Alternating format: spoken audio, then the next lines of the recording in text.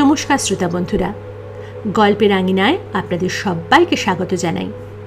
আশা করি আপনারা সবাই অনেক অনেক ভালো আছেন। আমিও ভালো আছি। আপনাদের সবার কাছে আমার বিনীত অনুরোধ, আপনাদের যদি আমার গল্প পাঠ ভালো লাগে তাহলে অবশ্যই আমার চ্যানেলটিকে লাইক, শেয়ার এবং সাবস্ক্রাইব করতে ভুলবেন না।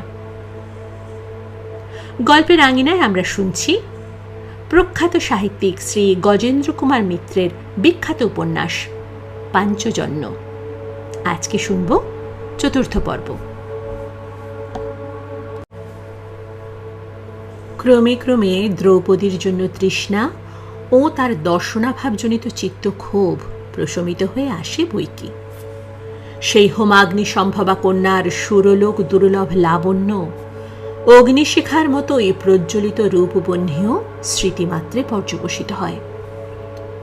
নূতন দেশ, নূতন মানুষ, অপরিচিত অপরিজ্ঞাত পরিবেশ মনে নূতন উৎসাহ আগ্রহের সৃষ্টি করে। নব নব বিস্ময়ে মাদকতার আস্বাদ পান। আরও দেখা, আরও জানার জন্য ব্যগ্র উৎসুক হয়ে ওঠেন। বাসুদেবের উপদেশ ও নির্দেশের কথাও মনে পড়ে। ক্রমে তার মর্ম প্রতিভাত হয়। এদেশে এত বিভিন্ন শ্রেণীর মানুষ আছে তা পূর্বে কল্পনা করাও সম্ভব ছিল না। তাদের সঙ্গে মিশে তাদের শিক্ষা, দীক্ষা, আচার অনুষ্ঠান, ধর্মাচরণ, ধর্মবিশ্বাস, তাদের সুখ দুঃখ, আশা আকাঙ্ক্ষার সঙ্গে পরিচিত হতে হতে অপরূপ অনুভূতি বোধ করেন একটা। যেন এক সুবিপুল অজ্ঞান নূতন জগৎ তার সম্মুখে অনাবরিত হচ্ছে। এদের ধারণা কল্পনা থেকে শিক্ষা করারও অনেক কিছু আছে। দেশের কোনো লোক, সামান্যতম ইতরতম ব্যক্তিও অবজ্ঞেয় নয়। হে শিক্ষাও লাভ করেন তিনি। হে যেন ঈশ্বরের এক বিশ্বরূপ। তার বিরাট শক্তি, বিপুল বিভূতি ও সীমাহীন মহিমারই বিচিত্র বিকাশেরা। এ দেশ প্রকৃতভাবে শাসন করতে গেলে বিশেষ এই বিভিন্ন বৃত্তির জীবন ধারণার বহু বিচিত্র মনুসন্তানগুলির ওপর সার্বভৌমত্ব, একচ্ছত্র নৃপতিত্ব প্রতিষ্ঠা করতে গেলে আগে এদের জীবনধারার সঙ্গে পরিচিত হওয়া, এদের চিন্তাধারার সঙ্গে যোগসূত্র স্থাপন করা প্রয়োজন। এই মহামূল্যবান শিক্ষাও লাভ হয় তার। প্রতিদিন প্রতিনিয়তই তাই বাসুদেবের উপদেশ মনে পড়ে। তার দূরদৃষ্টির মূল্য উপলব্ধি করেন। আর সে মূল্য বোঝেন বলেই তা সামগ্রিকভাবে পালন করারও চেষ্টা করেন। এদেশের আদিম অনার্য অধিবাসীদেরও অবহেলা করেন না। তাদের সঙ্গে বন্ধুর মতো সমকক্ষভাবেই মেশার চেষ্টা করেন, সর্বপ্রকার ঔদ্ধত্য বা গর্ববোধ বিসর্জন দিয়ে।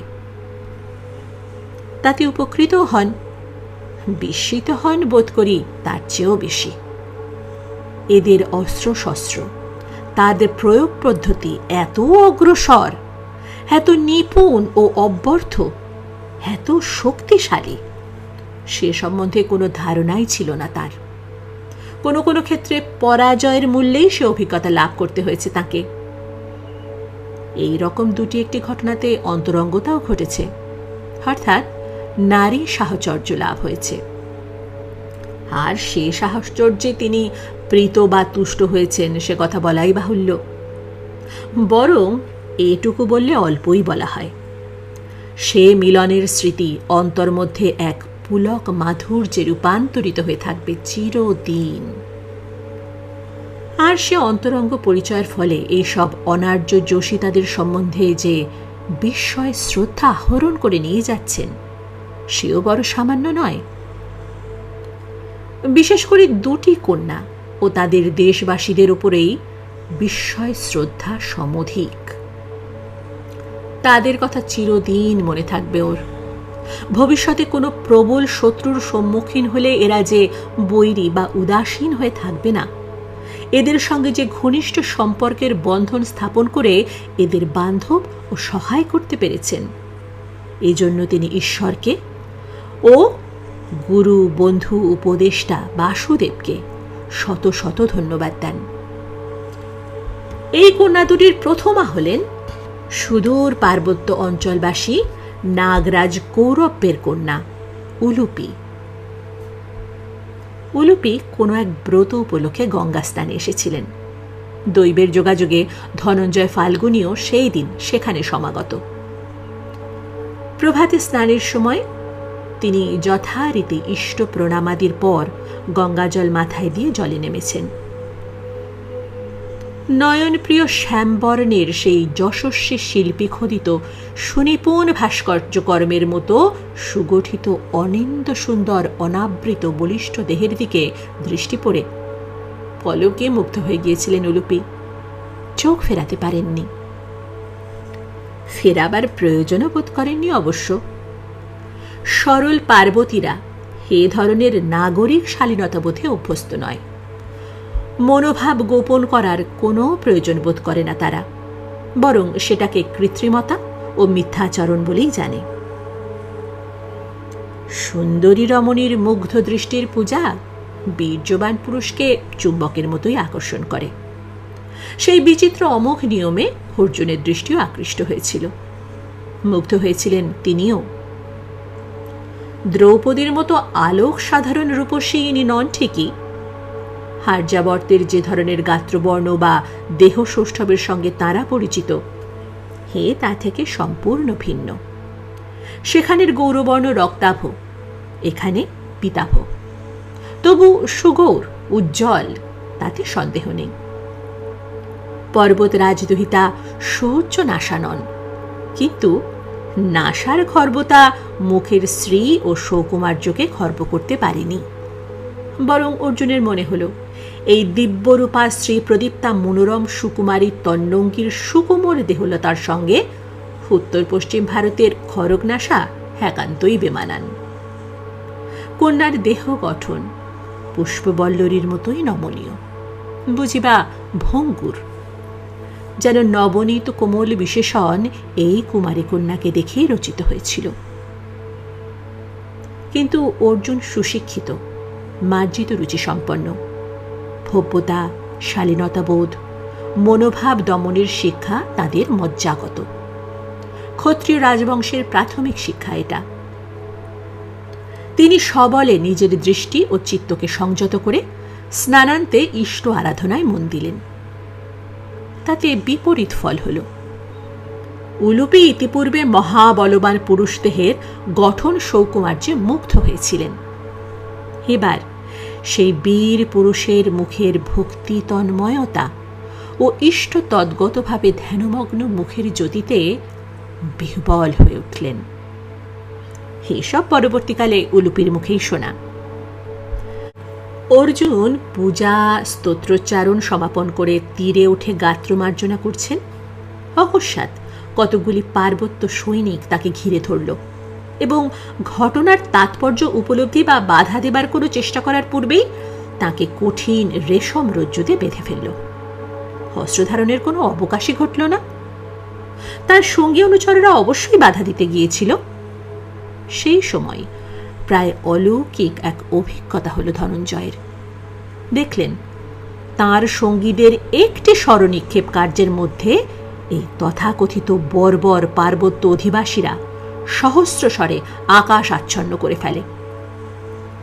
পাণ্ডব পক্ষের কারমুখ, ভল্ল প্রভৃতি অস্ত্র নিমেষে খান খান হয়ে পড়ল। অস্ত্রধররাও সায়ক বিষে হতচেতন হলেন। প্রথমটা তো সে অবস্থা দেখে অর্জুন তাদের প্রাণ সম্বন্ধেই হতাশ হয়েছিলেন। কারণ তার শোনা ছিল এই বন্যদের লঘুভার স্বরগুলি দৈর্ঘ্যে ক্ষুদ্র হলেও যেমন শানিত তেমনি তীব্র বিষাক্ত। সাধারণত নাকি সেগুলি সর্প বিষলিপ্ত থাকে। দেহে বিদ্ধ হওয়া মাত্র সে বিষ শোণিত ধারায় মিশে গিয়ে অনুপল কয়েক মাত্রে আহত ব্যক্তির মৃত্যু ঘটায়। সৌভাগ্যক্রমে দেখা গেল এরা তত মারাত্মক অস্ত্র ব্যবহার করেনি। ভেষজ বিষ মিশ্রিত স্বরে আচ্ছন্ন বা মূর্ছিত করে ফেলেছিল মাত্র। অর্জুন বাধা দেবার কি প্রতিবাদ করার অবকাশ পাননি। চোখের পলক ফেলতে যেটুকু সময় লাগে তার মধ্যেই তাকে বেঁধেছে ওরা। বন্ধনমুক্ত হবার প্রয়াস বৃথা এবং অযথা কষ্টকর জেনে সে চেষ্টাও করেননি। সেই বন্দী অবস্থাতেই তিনি কিছু দূরে নাগরাজ ঐরাবত বংশীয় কৌরব্যের স্থানীয় প্রাসাদে নীত হলেন। অর্জুন নির্বাক বিস্ময় লক্ষ্য করলেন, তাঁদের চেয়ে অনেক খর্ব ও কৃষকায় মানুষগুলি রণ অশ্বের চেয়েও দ্রুতগামী, কষ্টসহ। তাঁর মতো বলিষ্ঠকায় পুরুষকেও একজন অনায়াসে পৃষ্ঠে বহন করে অতি অল্প সময়ে দুর্গম গিরিপথ অতিক্রম করে নাগপ্রাসাদে নিয়ে গেল। বুদ্ধিমান অর্জুন আরও মনে করেছিলেন, তাঁর ষষ্ঠেন্দ্রিয় দ্বারা বুঝেছিলেন যে হে চক্রান্তের মূলে ওই তন্নঙ্গী রূপসী কন্যাটি আছেন। আরও সেই জন্যেই তিনি বাধা দেবার বেশি রকম কোনো চেষ্টা করেননি। তরুণী নারী যখন কোনো ঈপ্সাযোগ্য তরুণকে বন্দী করে, তখন সেটাকে মধুর ও বৃহত্তর বন্দিদশারই ভূমিকা বলে বুঝতে হয়। সেখানে কোনো দৈহিক অনিষ্টের আশঙ্কা থাকে না। বধ করা উদ্দেশ্য হলে সেই নদী তীরেই বধ করতে পারত। যা আশা করেছিলেন, কৌরব্য আবাসে উপস্থিত হবার পর আতিথেয়তা বা আদর যত্নের কোনো ত্রুটি হল না।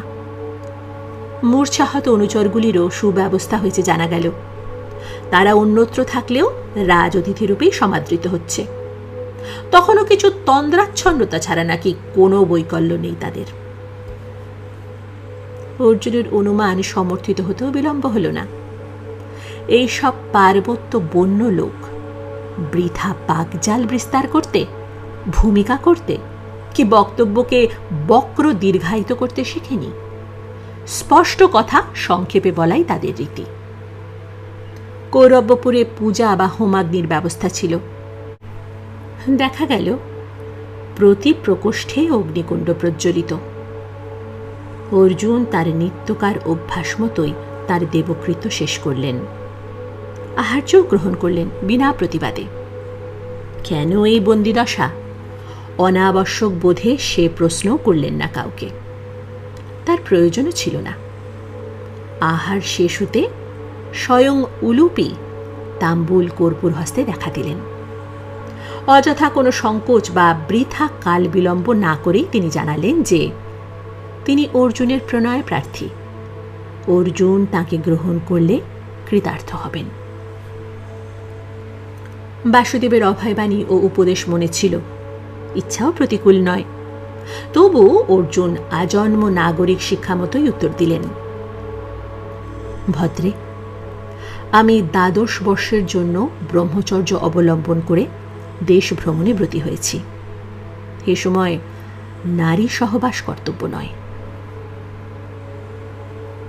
উলুপি গৃহে প্রবেশ পর্যন্তই অর্জুনের মুখের দিকে মুগ্ধ দৃষ্টিতে চেয়েছিলেন। সে দৃষ্টিতে এখন ঈষৎ কৌতুকের হাসি খেলে গেল।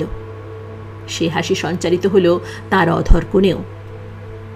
বিজ্ঞ ব্যক্তিরা অপেক্ষাকৃত অর্বাচীনের চাতুর্য বুঝতে পেরে বা প্রার্থনা প্রত্যাখ্যানের জন্য অপরপক্ষ কোন কৌশল অবলম্বন করবে তা পূর্বাহ্নেই জেনে প্রস্তুত থাকলে সেই প্রত্যাশিত যুক্তির সামনে যেমন আত্মপ্রসাদ মিশ্রিত কৌতুকের হাসি হাসে, উলুপির হাসির ভঙ্গি কতকটা সেই রকমেরই।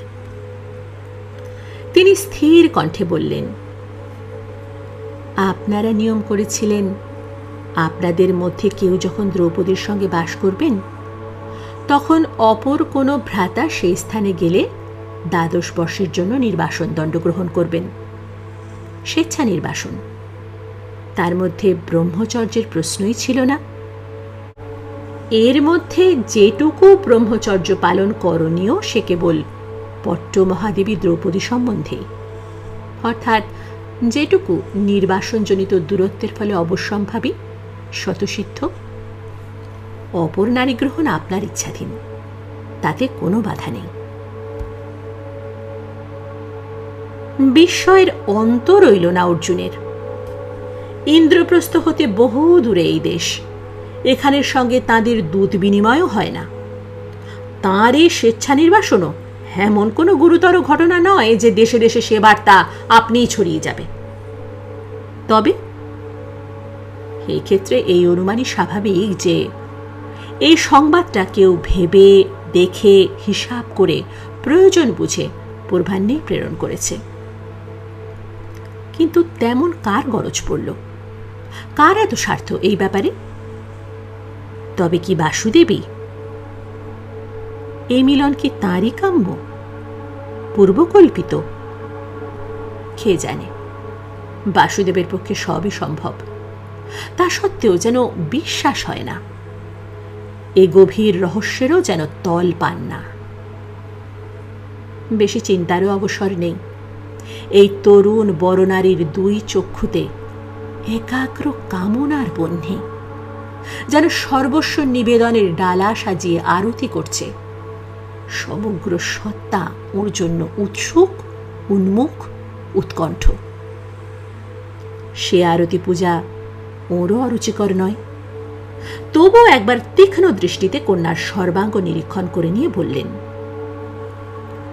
কিন্তু সুহাসিনী, তুমি তো পরপূর্বা। ইতিপূর্বে নিশ্চয় তোমার বিবাহ হয়েছিল। উলুপি এই অভিযোগে কিছু মাত্র লজ্জিত হলেন না। অকম্পিত কণ্ঠেই উত্তর দিলেন, আমি বিধবা, কিন্তু অনুপত্তা। বিবাহের অল্পকাল পরেই আমার স্বামী নিহত হয়েছেন। আমার অতৃপ্ত কামনা পূর্ণ করলে, আমাকে সন্তান দান করলে আপনার ধর্ম পালনের পুণ্য হবে। আর ক্ষেত্রজ পুত্রের জন্মদান তো আপনাদের বংশের নতুন কোনো ঘটনা নয়। আবারও চমকে উঠলেন অর্জুন। এই মেয়েটি যেন সব জানে, তাদের সব সংবাদ রাখে। অন্তরঙ্গ গোপন তথ্য কোনোটা জানতে বাকি নেই। হয় এ মায়াবিনী বা কোনো অলৌকিক শক্তি সম্পন্না, নয়তো কেউ পূর্বাহ্নে ক্ষেত্র প্রস্তুত রাখার জন্য একে সব কিছু জানিয়ে দিয়ে গেছে, ওর সম্ভাব্য আপত্তির প্রতি যুক্তিগুলি জুগিয়ে দিয়ে গেছে। এই শেষের সম্ভাবনার কথাটাই ভাবতে ভালো লাগলো তার। আর কোনো প্রতিবাদ করলেন না অর্জুন। তৃষ্ণার সময় সুপেয় পানীয় মুখের কাছে এগিয়ে এলে তা প্রত্যাখ্যান করা মূর্খতা। উলুপের ইপ্সা পূর্ণ করে তাঁর কায় মনোবাক্য নিবেদিত পূজা গ্রহণ করে অর্জুন তৃপ্ত হলেন।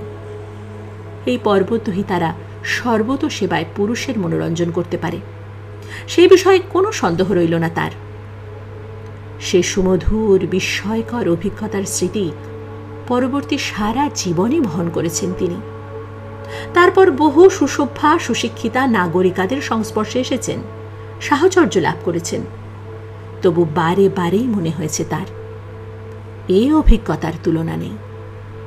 মনে হয়েছে এসব রাজৈশ্বর্য, এই ঠাট, এই সমস্যা দ্বন্দ্ব বিদ্বেষের বোঝা ফেলে সেই প্রণয় সর্বস্ব, চিত্ত সর্বস্ব পার্বতী নারীর কাছেই চলে যান। অত্যাশ্চর্য দুটি নারীরত্নের দ্বিতীয়া হলেন মণিপুর রাজকন্যা চিত্রাঙ্গদা। এর অবশ্য বেঁধে নিয়ে যাওয়ার প্রয়োজন হয়নি। বীরশ্রেষ্ঠ অর্জুন নিজেই এসে ধরা দিয়েছেন, বন্ধনকে আকাঙ্ক্ষিত শ্রেয় বোধ করেছেন। পথেই দেখা। কৌতূহলী ধনঞ্জয় অনির্দিষ্টভাবেই নগরের পথে ভ্রমণ করছেন। এদেশের অনুন্নত নাশা গৌরকান্তি বিনত মানুষগুলিকে যেমন ভালো লাগছে, তেমনি এখানের ঘরবাড়ির অনাড়ম্বর লঘু অথচ নয়নানন্দ নির্মাণ কৌশল, বিপণী সজ্জা, পরিচ্ছদ পারিপাট্য, সর্বক্ষেত্রেই মার্জিত রুচি ও সূক্ষ্ম শিল্পবোধের পরিচয় পেয়ে মুগ্ধ হচ্ছেন। দ্রুততারও কোনো হেতু ছিল না। অন্যমনস্ক হয়েই পথ অতিক্রম করছেন। অকস্মাৎ অপ্রশস্ত যানবাহন বিরল পথে অশ্বপদ শব্দ শুনে সচকিত হয়ে ফিরে তাকিয়ে পলকের মধ্যে চমৎকৃত, যেন স্থানু হয়ে গেলেন। এই শব্দ তার পরিচিত, বিষয় সেইখানেই। চমকিত হয়ে তাকিয়েছিলেন সেই কারণেই। অভিজ্ঞ বীর যোদ্ধা যেভাবে অশ্ব পরিচালনা করেন, সেইভাবেই কেউ অশ্ব চালনা করে আসছেন। কোনো অলস ধনী ব্যক্তির বিলাস ভ্রমণ নয়। যে ব্যক্তি আসছে সে অশ্বারোহী রূপেই যুদ্ধবিদ্যা শিক্ষা করেছে, হয়তো যুদ্ধও করেছে। এ বিষয়ে তার পটুতা সন্দেহাতীত। কিন্তু সে কোনো অনুমানের সঙ্গেই এ বর্তমান দৃশ্য মিলল না। হে কি দেখলেন? কোনো বীর যোদ্ধা নয়, এমনকি পুরুষও নয়, এক অতি সুন্দরী নারী, সুমধ্যমা, সুশ্রণী, সুস্তনী, সুগৌরী, সুগঠিত দেহা নবযুবতী কন্যা সেই সংকীর্ণ পথে অতিশয় দক্ষতার সঙ্গে পথিক ও অন্যান্য যানবাহনের বাধা এড়িয়ে সবেগে স্বচ্ছন্দে অশ্ব পরিচালনা করে চলে গেলেন। তার প্রায় পুরুষের বেশ, ঘোড়ার পিঠে পুরুষের মতোই বসেছেন ঋজু ও অনায়াস নির্ভয় ভঙ্গিতে। বাম হস্তে বলগা, দক্ষিণ হস্ত কোমরবন্ধের খড়গে, কিন্তু বর্মচর্ম কিছু নেই। অর্থাৎ মনে হল হে দেশে তিনি কোনো শত্রুর আশঙ্কা করেন না, অথবা কোনো শত্রুকেই আশঙ্কার যোগ্য মনে করেন না। সম্ভবত আদৌ কোনো আশঙ্কাই নেই তার মনে। কিন্তু বীর চিত্তে মোহ আনয়নের সেই একমাত্র কারণ নয়। বীর্যবান রণকুশলী যোদ্ধার ভঙ্গি ও ভাব, অথচ কি সুকুমার তার মুখশ্রী, কি লতার মতো কোমল তার দুটি বাহু, কজ্জলাঙ্কিত দুটি আয়ত নেত্রে কি মোহমদির দৃষ্টি, শিশির ধৌত পুষ্পের মতো নির্মল কলুষ লেশবিহীন অপরূপ মুখ, নিবিড় কৃষ্ণকেশ রাশি গ্রন্থিবদ্ধ, কিন্তু কিছু কিছু স্খলিত হয়ে বাতাসে উঠছে। দুটি একটি চূর্ণ কুন্তল শ্বেদ জড়িত হয়ে সেই সপ্তমী চন্দ্রের মতো চারু ললাটে পত্রলেখার কাজ করছে। ঈশ্বরের আশ্চর্য সৃষ্টি সে নারীর দিকে চাইলে পলকে মুগ্ধ হয়ে যেতে হয়। পলক পড়েও না চোখে। প্রায় এক দণ্ডকাল সেইভাবে স্তম্ভবৎ স্থির হয়ে দাঁড়িয়ে রইলেন। দৃষ্টি স্থির, অথচ শূন্য। কোনো প্রদীপ্ত তেজস্মান বস্তুতে চোখ পড়লে দৃষ্টি যেমন বহুক্ষণ আচ্ছন্ন হয়ে থাকে, সেই দীপ্ত পদার্থের আকারে একটা কৃষ্ণ ছায়া চোখের সামনে ভাসে, তাঁরও তেমনি ভাসছে। সে ছবি আর নেই, বিদ্যুল্লেখার মতোই ক্ষণিক জ্বলে উঠেছিল, কিন্তু ছায়াটা আছে। কি দেখলেন তা ধারণা করতে পারছেন না ঠিক, শুধু যা দেখলেন তা বড় সুন্দর। এমন অভিরাম ছবি ইতিপূর্বে আর কখনো চোখে পড়েনি, এই কথাই মনে হচ্ছে বারবার। সুন্দর, অতি সুন্দর। বহুক্ষণ পরে সম্বিত ফিরে এলে দেখলেন চারিপাশের অগণিত পথিকের কৌতূহলী দৃষ্টি তাঁর ওপর নিবদ্ধ। তার বিহবলতার কারণ অনুমান করে অনেকের চোখেই কৌতুক হাস্যের সৃষ্টি হয়েছে। এই বিসদৃশ্য প্রাকৃত জনচিত অবস্থার জন্য লজ্জিত বোধ করলেন অর্জুন। নিজেকে সংযত করে নিতেও বিলম্ব হল না।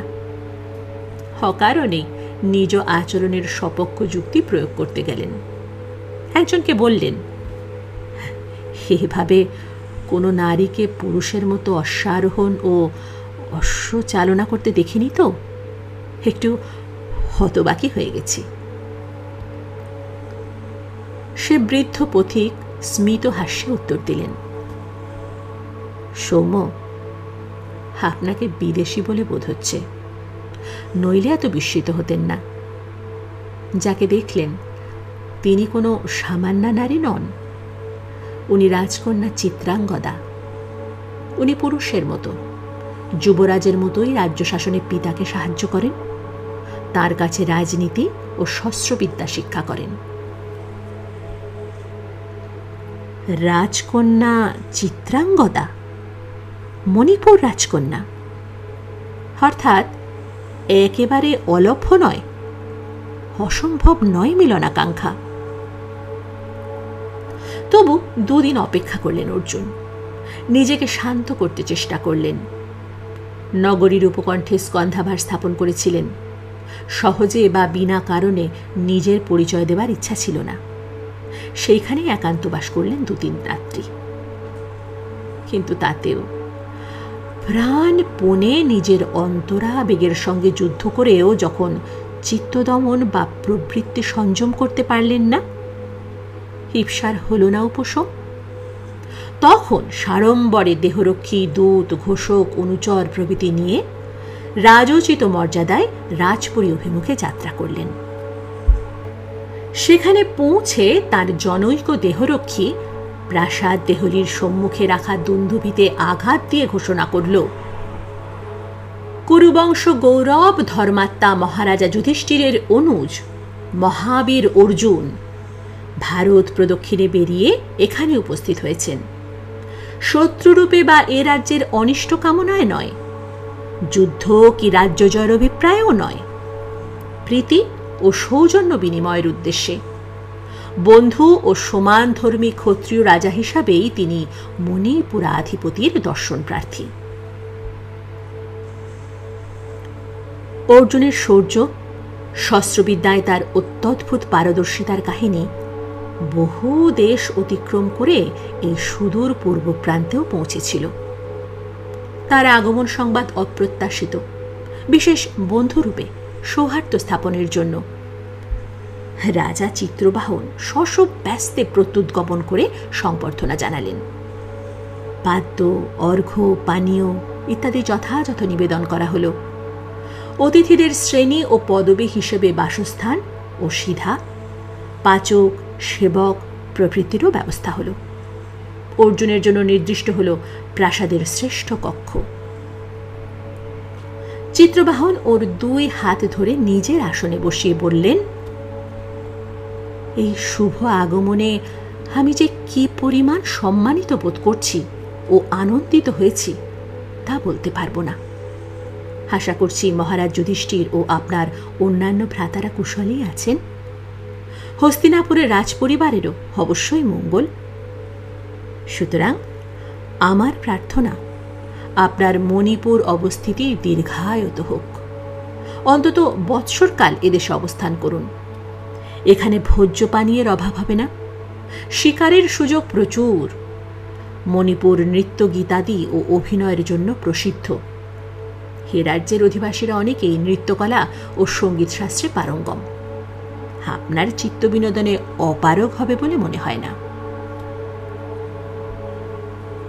রাজশ্রেষ্ঠ, আমার দীর্ঘতর অবস্থিতি আপনার আনুকূল্যের উপরই নির্ভর করছে, বলে উঠলেন অর্জুন। সৌজন্য প্রকাশ, অভ্যর্থনা পর্ব, প্রতি আমন্ত্রণ, কুশল বিনিময় রাজ আতিথ্যের সর্বজনস্বীকৃত প্রারম্ভিক ভূমিকা। কোনো গূঢ় উদ্দেশ্য বা প্রার্থনা থাকলে এসব প্রাথমিক সবিনয় কথোপকথনের পর তা জানাতে হয়, এই নিয়ম। কিন্তু অর্জুন এই গত 2 দিনে ধৈর্য ও স্থৈর্যের প্রায় শেষ সীমা এসে পড়েছেন। তাঁর ধমনীতে তখন রক্তস্রোত উত্তাল। আশা ও আকাঙ্ক্ষায় তিনি কণ্টকিত, ক্ষতবিক্ষত। কামনায়, বাসনায় চিত্তাবেগ অসম্বরণীয় হয়ে উঠেছে। তার আর বিলম্ব সইছে না। তিনি বললেন, রাজন, রাজকীয় আতিথ্যের প্রধান অঙ্গ হল উপহার বা উপঢৌকন বিনিময়।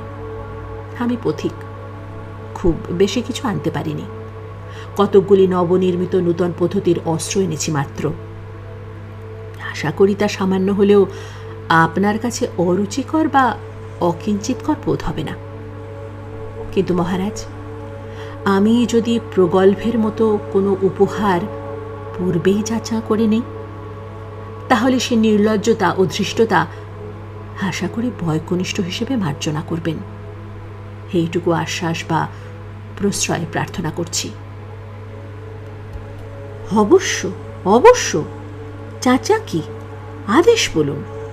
আপনি নিঃসংকোচে আপনার ইচ্ছা ব্যক্ত করতে পারেন। নিজের সম্মান ও ধর্ম ছাড়া যা চাইবেন সাধ্যে থাকলে অবশ্যই পূরণ করব। মহারাজ, আমি আপনার চারু দর্শনা কন্যা চিত্রাঙ্গদার প্রাণীপ্রার্থী। রাজা চিত্রবাহন উপহার প্রার্থনার কথা শুনে ঈষৎ শঙ্কিত হয়ে উঠেছিলেন। এখন সে সংশয়ের ভ্রুকুটি রেখা মিলিয়ে গেল বটে, কিন্তু রাজা চিত্রবাহন যেন গম্ভীর ও অন্যমনস্ক হয়ে গেলেন। কিছুক্ষণ মৌন থেকে বললেন,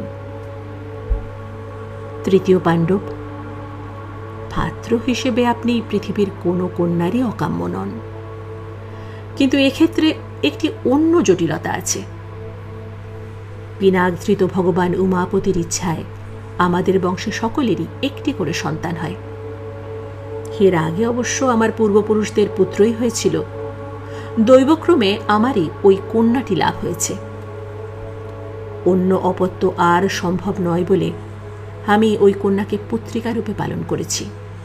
অর্থাৎ ওর গর্ভজাত পুত্র আমাদের বংশধর বলেই গণ্য হবে এবং এই সিংহাসন সে লাভ করবে। সে সন্তানের ওপর তার জন্মদাতা বা তার বংশের কোনো অধিকার থাকবে না। আমার কন্যা এই রাজ্যের ভাবী শাসক, তারও পতিগৃহবাস সম্ভব নয়। আপনি যদি এই শর্তে আমার কন্যা গ্রহণ করতে সম্মত থাকেন, আমি সানন্দে সাহ্লাদে তাকে আপনার হাতে সমর্পণ করব। ক্ষুধার্তের সম্মুখে লোভনীয় সুধাঘ্রাণ রুচি সুখাদ্য। তার তখন খাদ্যের গুণাগুণ, দাতার শর্ত, নিজের কতটা প্রাপ্য বা অধিকার, এসব কোনো কথাই মনে থাকা সম্ভব নয়। অর্জুনও এসব কথা বিচার করে বৃথা সময় নষ্ট করলেন না, তৎক্ষণাৎ সম্মতি দিলেন। তিনি এই বধূ ইন্দ্রপ্রস্থে নিয়ে যাবার জন্য ব্যস্তও নন তত। দুদিনের সম্ভোগেচ্ছা মিটে গেলেই ভারত পরিক্রমায় আবার বেরিয়ে পড়বেন। সঙ্গে স্ত্রীলোক না থাকাই বাঞ্ছনীয়। অর্জুনের হিসাবে একটু ভুল হয়েছিল। চিত্রাঙ্গদার পূর্ণ মূল্য সেদিন নির্ধারণ করতে পারেননি। এরপরে 1-2 করে মাসগুলো কোথা দিয়ে কেটে গেল তা বুঝতেও পারলেন না ফাল্গুনী। মাস কয়েক এখানে থেকে বর্ষার প্রারম্ভে চলে যাবেন, এই রকমই মনে ছিল তার। আসলে এত দিন যে কেটেছে, তাঁর এই অবস্থানকাল যে এত প্রলম্বিত হয়েছে তা অনুভবই করতে পারেননি। যে আনন্দ উন্মত্ততায় স্থান কাল পাত্রের হিসাব থাকে না, সেই আনন্দের ঘূর্ণাবর্তে দণ্ড, পল, দিন, রাত্রি, পক্ষ, মাস, বৎসর একাকার হয়ে গেছে তার। আনন্দ আর বিস্ময়। উলুপিকেও ভালো লেগেছিল, কিন্তু তার মধ্যে এত নব নব বিস্ময় আবিষ্কার করেননি। তাই সে গর্ভবতী হতেই তিনি নাগরাজ্য ত্যাগ করেছেন। কি সন্তান হলো তা জানার জন্য অপেক্ষা করার কথাও মনে হয়নি তার। এখানে তার বিপরীত। চিত্রাঙ্গদার সঙ্গ সাহচর্য ত্যাগ করার কথাই ভাবতে পারেননি। এমনকি সে অন্তঃসত্ত্বা সন্তান সম্ভবা হবার পরও না। আসলে চিত্রাঙ্গদার অপরূপত্ব শুধু দেহে নয়, যা অতি ক্ষণস্থায়ী যৌবনেই সীমাবদ্ধ। চিত্রাঙ্গদার অপরূপত্ব চিরনবত্বের কোনো সীমা নেই, শেষ নেই। কোমলে কঠোরে, সংযমে আবেগে, প্রেমে কর্তব্যপরায়ণতায়, রাজকার্যে সেবাব্রতে অভিনব সে। দিনে রাতে অবিরাম নব নব রূপে উদ্ভাসিত, উজ্জ্বলিত। একদিকে প্রেমিকা নারী, সরলা, প্রণয় বিধুরা, মনে হয় কাম সর্বস্বা। অন্যদিকে রাজকার্যে, রাজনীতিতে ধীর স্থির, অতীব বুদ্ধিমতী, কূটকৌশলী। আবার শিকারে, অস্ত্রচালনায় তার দ্বিতীয়া নেই। অর্জুন আলোচনা করে দেখলেন, যুদ্ধবিদ্যাতেও সে শিক্ষার্থী নয়, রণকৌশলের সূক্ষ্মাতিসূক্ষ্ম তত্ত্ব তার আয়ত্ত। এইভাবে অর্জুনের মানসপটে ক্ষণে ক্ষণে রূপ বদলায় চিত্রাঙ্গদার। যখনই মনে হয় দেখা শেষ হয়ে গেছে ওকে, তখনই আর এক নূতন রূপ প্রকাশ পায়। বিস্ময়ের অবধি থাকে না। এ নারীর সাহচর্যে ক্লান্তি বোধ হয় না। কোনো অভিজ্ঞতার বারবার পুনরাবৃত্তিও ঘটে না। দ্রৌপদী অসাধারণ, অতুলনীয়া, কিন্তু তিনি মহিষী, প্রেয়সী। চিত্রাঙ্গদা তার থেকেও বেশি বন্ধু, বয়স্যা, জীবনের সর্বকার্যে সর্বদা সঙ্গিনী হবার যোগ্যা। অর্জুনের মনে হয় তাঁর আদর্শ অর্ধাঙ্গিনী। শেষে একদিন সুদীর্ঘ 3 বৎসর অতিবাহিত হয়ে যাবার পর সুপ্তস্থিতের মতো সচেতন হয়ে উঠলেন অর্জুন। মনে পড়ল, ভারত পরিক্রমার পথে এখনো বহু রাজ্য বাকি আছে। যে কাজের জন্য বাসুদেব পাঠিয়েছিলেন, যে ব্রত দিয়ে, তা আজও অসমাপ্ত অথবা অর্ধসমাপ্ত মাত্র। এই অবসরে চিত্রাঙ্গদার একটি পুত্র সন্তানও হয়েছে। অতি প্রিয় দর্শন, অর্জুনের সমস্ত লক্ষণ নিয়ে জন্মেছে। হে ছেলেকে ছেড়ে যেতেও কষ্ট হয়। এই কি মায়ার বন্ধন? নিজেকেই প্রশ্ন করেন মধ্যে মধ্যে। নইলে এমন বোধ হচ্ছে কেন? মনে হচ্ছে এই তো বেশ। কি হবে দুরাশার পেছনে ছুটে, প্রতিষ্ঠা ও খ্যাতি খুঁজে? ক্ষণিকের এই আত্মবিস্মৃতি ও চিত্ত দৌর্বল্যকেও জয় করতে অবশ্য অর্জুনের খুব একটা বিলম্ব ঘটে না। এক সময় মনকে দৃঢ় করে তুলে বিদায় প্রার্থনা করেন চিত্রাঙ্গদার কাছে। চিত্রাঙ্গদা তখন যৌবরাজ্য অভিষিক্তা, প্রকৃত প্রস্তাবে দেশের শাসক। সাধারণ নারীর মতো দুর্বলতা তার নেই। তবু এই গত দীর্ঘ 3 বৎসর কাল যে সুখ স্বপ্নের মতো কেটে গেছে, তা থেকে রূঢ় বাস্তবে জেগে উঠে বিচলিত বোধ করেন বই কি, বিহ্বলা হয়ে পড়েন। অর্জুনের মতো স্বামীকে সম্ভবত চিরদিনের মতো ছেড়ে দেওয়া। তিনি বাষ্পাকুল নেত্রে স্বামীর কণ্ঠলগ্ন হয়ে বলেন, আর সামান্য কিছু কালও কি থেকে যাওয়া যায় না? না সুচরিতে।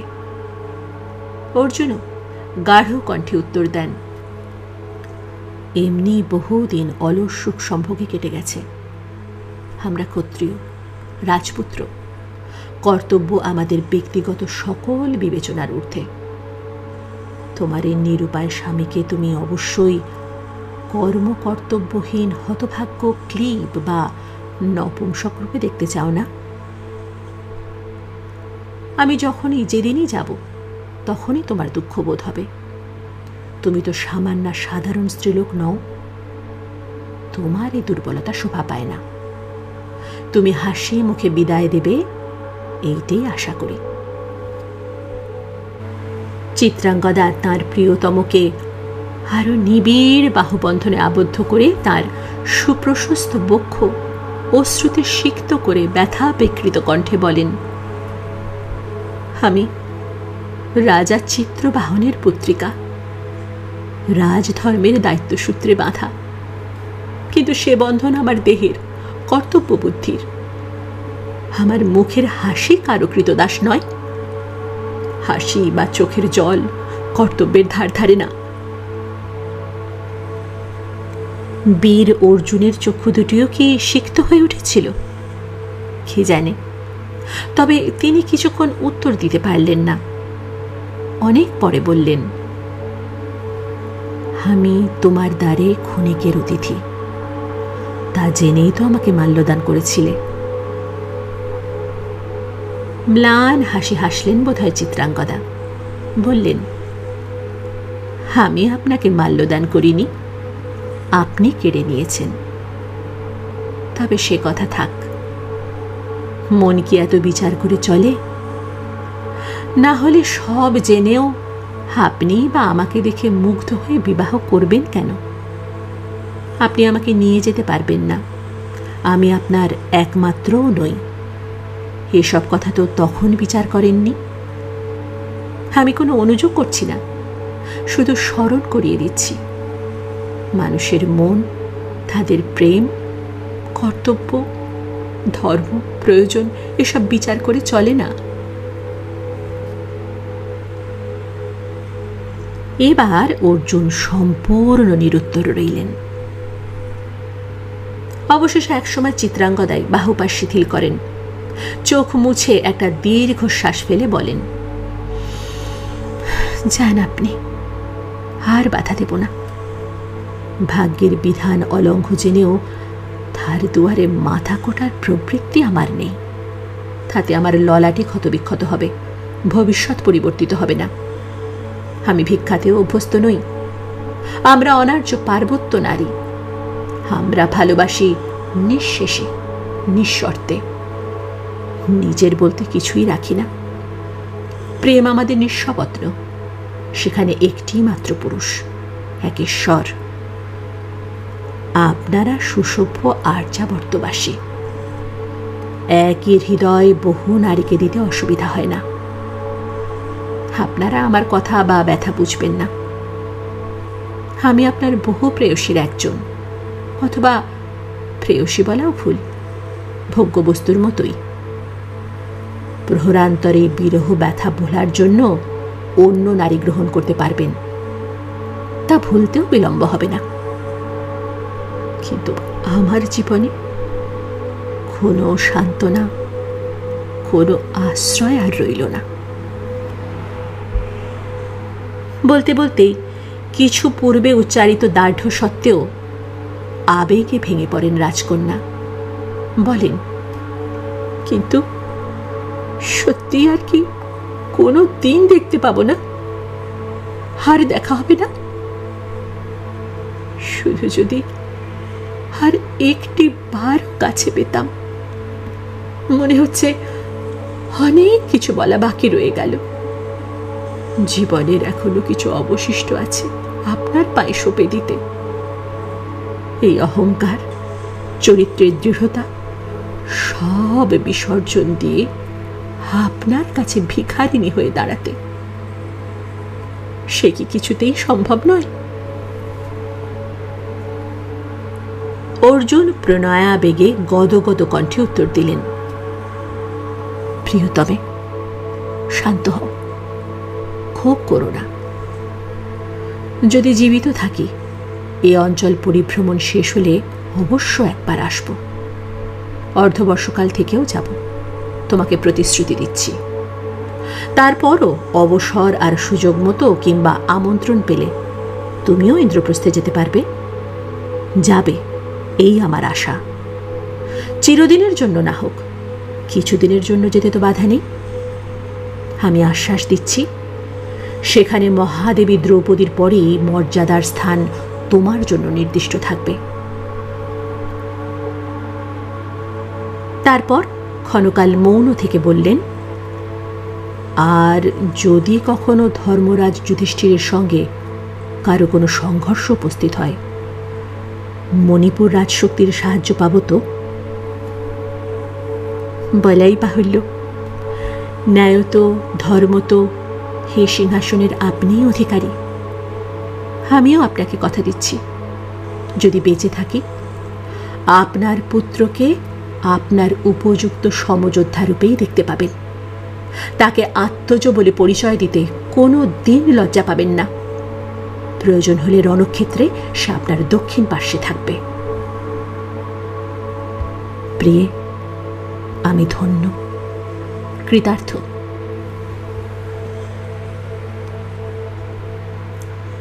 অর্জুন তার প্রতিশ্রুতি রেখেছিলেন। পূর্বাঞ্চল ত্যাগ করার পূর্বে আর একবার মণিপুরে গিয়েছিলেন, কিন্তু সে শুধুই প্রতিশ্রুতি রক্ষার জন্য। প্রাণের আকুতি অবশ্যই ছিল, বড় বেশি ছিল। বেশি ছিল বলেই মনে হয়েছে বারবার যে আর নতুন করে সেই আকর্ষণ গণ্ডির মধ্যে সে ঐকান্তিক সর্বস্ব সমর্পণ করা প্রেম ভাবের মধ্যে গিয়ে দরকার নেই। মণিপুর ত্যাগ করার পর দীর্ঘকাল এক বিরাট শূন্যতা অনুভব করেছেন। এই অভিজ্ঞতা জীবনে এই প্রথম, আর সেই কারণে বড় দুঃসহ। যখন দ্রৌপদীকে ছেড়ে আসে তখন ক্লেশবোধ হয়েছিল, মনে হয়েছিল সেই বিচ্ছেদ মর্মান্তিক।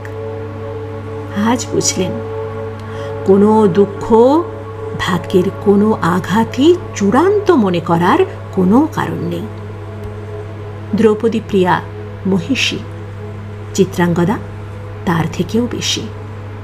দাসী, সখী, বান্ধবী, মর্মসঙ্গিনী। কেবলই মনে হয়েছে কদিন, যদি চিত্রাঙ্গদাকে সঙ্গে নিয়ে যেতে পারতেন। রণে বনে দুর্গমে সর্বত্র সে ওর আদর্শ জীবন সঙ্গিনী, সহধর্মিনী, সহমর্মিনী হতে পারত। রক্ষিকাও বটে। চিত্রাঙ্গদা মহাবীর্যবতী, রণনিপুণা, সে পরিচয় পেয়েছেন ইতিমধ্যে। সে দুর্বিষহ চিত্তবেদনার পুনরাবৃত্তি বাঞ্ছনীয় নয়, কিন্তু তিনি বাক্যবদ্ধ, যেতেই হলো আর একবার। এবার আগে থাকতেই সতর্ক হয়েছিলেন, বেশি দিন থাকতে সম্মত হননি। ছেলে বড় হয়েছে, সে বৃহত্তর বন্ধন, বিপজ্জনক আকর্ষণ। ছেলে ওর ঋজুতা ও মায়ের সৌকুমার্য নিয়ে জন্মেছে, ফলে লক্ষ্যের মধ্যেও লক্ষ্য হয় তাকে। এ ছেলেকেও কাছে রাখতে ইচ্ছে করে বই কি, নিজের মতো করে মানুষ করতে সাধ হয়।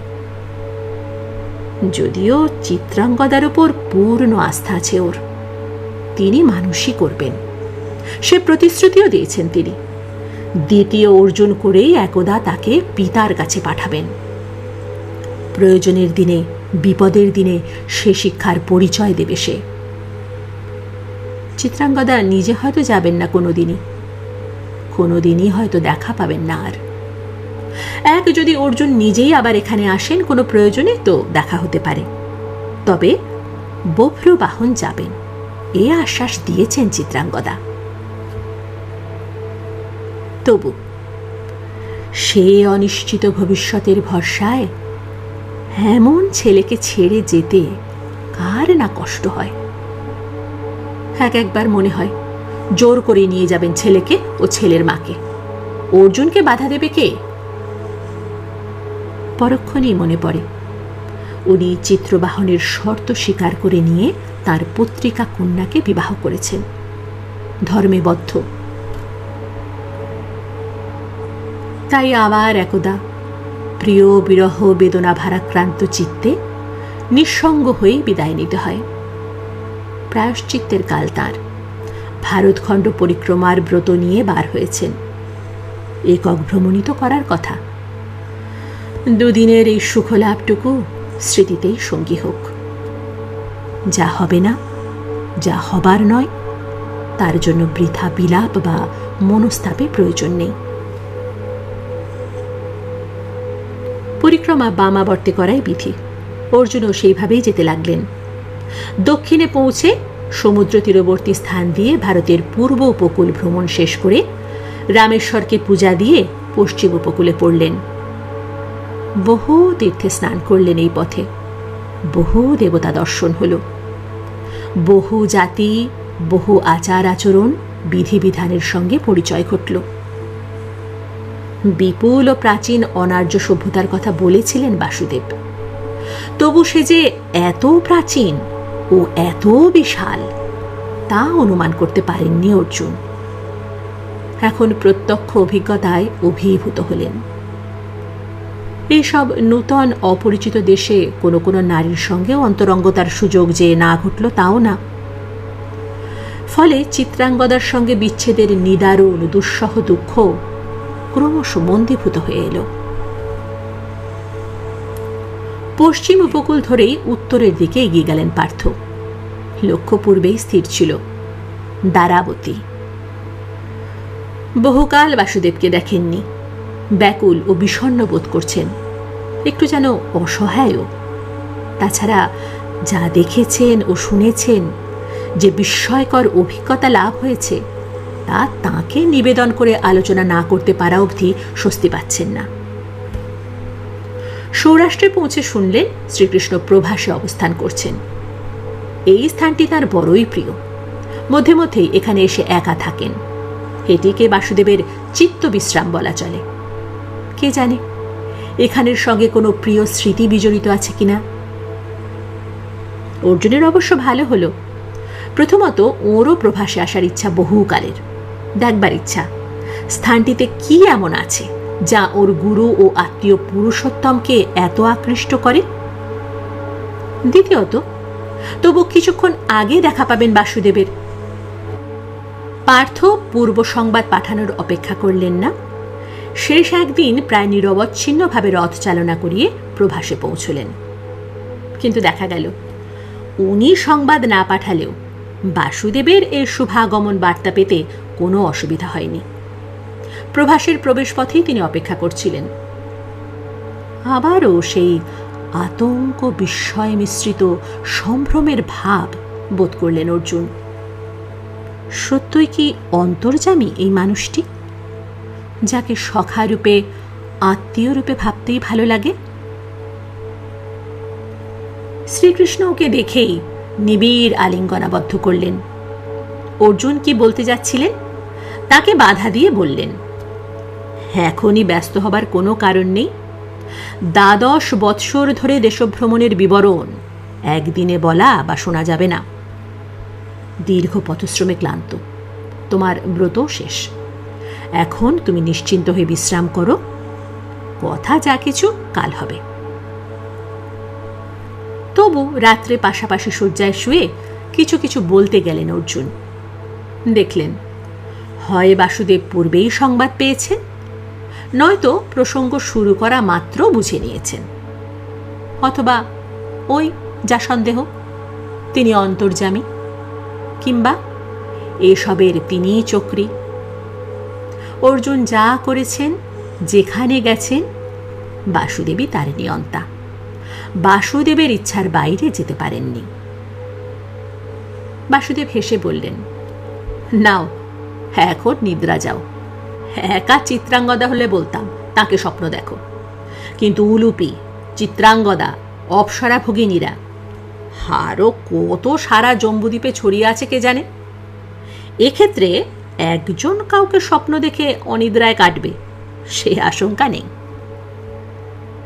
অর্জুন অপ্রতিভ হয়ে কি বলতে যাচ্ছিলেন বোধ করি এ ব্যাপারে নিজের দায়িত্ব কত কম সেইটাই প্রমাণ করতে চাইছিলেন। বাসুদেব বাধা দিয়ে বললেন, না না, এতে লজ্জার কোনো কারণ নেই। আমি একটু পরিহাস করছিলাম মাত্র। এ ভালোই হলো বন্ধু, দেশে দেশে আত্মীয়, দেশে দেশে বান্ধব, এইটাই আমি চেয়েছিলাম। পূর্ব দিক অনেকটা নিরাপদ রইল। প্রাগজ্যোতিষপুরের ভগদত্ত খুব বেশি শত্রুতা করতে পারবেন না। পরদিনই দ্বারকা রওনা দিলেন কৃষ্ণার্জুন। পূর্বদিন অর্জুনকে প্রত্যুৎগমন করতে আসার মধ্যে যাতে প্রভাসে একদিন কালক্ষেপ হয়, তার একটা গূঢ় উদ্দেশ্য ছিল বাসুদেবের। সেটি পরের দিন দ্বারকায় পৌঁছে বুঝতে পারলেন অর্জুন। না, প্রথমে তাও বুঝতে পারেননি। নগরীর প্রবেশপথে সমুদ্র তীরের প্রতাশ্রয়ে বিরাট এক তোরণ নির্মিত হয়েছে, বিজয় তোরণ। বিভিন্ন বিচিত্র পত্রপুষ্প সম্ভার ও পতাকায় সুসজ্জিত, চারুচিত্রিত। নগরীতে প্রবেশ করেও দেখলেন সর্বত্র উৎসবসজ্জা। প্রধান প্রধান রাজপথে অসংখ্য তোরণ, তোরণগুলির মধ্যে পুষ্পমাল্যের চন্দ্রাতপ। প্রতি গৃহে উৎসব সমারোহ, প্রতি গৃহস্থই হর্ষ প্রকাশের জন্য প্রস্তুত, উন্মুখ। সাধারণত রাজা কোনো যুদ্ধে জয়লাভ করে এলেই এ ধরনের উৎসব সমারোহ ঘটে। বিস্মিত অর্জুন প্রশ্ন করলেন, এ যে বিজয় মহোৎসবের আয়োজন, তবে কি বৃষ্ণিবংশীয়রা কোনো যুদ্ধে জয়লাভ করেছেন, না চিরশত্রু জরাসন্ধ নিহত হয়েছে? মৃদু হাসিতে বাসুদেবের মুখ রঞ্জিত হয়ে উঠল। কোনো কৌতুকের ষড়যন্ত্র সফল হলে যেমন হাসে মানুষ, তেমনি। বললেন, না তেমন কিছু নয়, তবে ঠিকই অনুমান করেছ, এক বিজয়ী বীরের সংবর্ধনার আয়োজনই বটে। বিজয়ী বীর কে সে? কণ্ঠে আহত বিস্ময়ের সুর। তখনও বুঝতে পারছেন না অর্জুন কথাটা। অবশ্য আর বেশি বিলম্ব হল না। বাসুদেব উত্তর দেবার পূর্বেই যে সমস্ত অন্ধক ও বৃষ্ণিবংশীয়রা উৎসব সাজে সজ্জিত হয়ে মাল্য, চন্দন, মধু, ধূপ ইত্যাদি নিয়ে অভ্যর্থনার জন্য প্রধান রাজপথ ধরে আসছিলেন, তারা অর্জুনকে দেখে ওর নাম যুক্ত করেই জয়ধ্বনি করে উঠলেন। সেই জয়ধ্বনি প্রতিধ্বনির মতো পুনরুচ্চারিত হতে হতে দূর অবধি তরঙ্গায়িত হল। পুনরুচ্চারিত হতে লাগলো গৃহে গৃহে। অলিন্দগুলি থেকে পুষ্পবৃষ্টি ও মঙ্গলধ্বনি হতে লাগল। এবার বুঝলে বন্ধু কার অভ্যর্থনার আয়োজন? বাসুদেব সস্নেহ পরিহাস তরল কণ্ঠে বললেন। আনন্দ লজ্জারঞ্জিত মুখে অর্জুন বললেন, কিন্তু আমি তো কোনো বিজয় লাভ করিনি। হে অকারণ সম্মানে বিব্রতই বোধ করছি যে। যুদ্ধে জয়লাভ তোমার মতো রণসুপণ্ডিত শস্ত্র শাস্ত্রজ্ঞর পক্ষে এমন কোনো কঠিন কাজ নয় বন্ধু। তার চেয়ে অনেক কঠিন দীর্ঘকাল ধরে যে সুদুশ্চর ব্রত তুমি পালন করেছ। এ কাজ ইতিপূর্বে কেউ করেনি, অচির ভবিষ্যতেও কেউ করবেন বলে মনে করি না। বিজয়ী রূপে, রক্তবন্যা প্রবাহিত করে নয়, বন্ধুরূপে সমগ্র ভারতের বিভিন্ন জাতি উপজাতি সংস্কৃতি ভাষার সঙ্গে এই যে যোগসূত্র স্থাপন করলে, যে কোনো বৃহৎ যুদ্ধ জয়ের থেকেও ঢের বেশি কঠিন কাজে, ঢের বেশি কৃতিত্ব। অর্জুন মাথা নত করে এই শুভেচ্ছা ও প্রশংসা গ্রহণ করলেন। ভাবাবেগে বিচলিত তাঁর কণ্ঠ থেকে কোনো উত্তর প্রকাশিত হল না।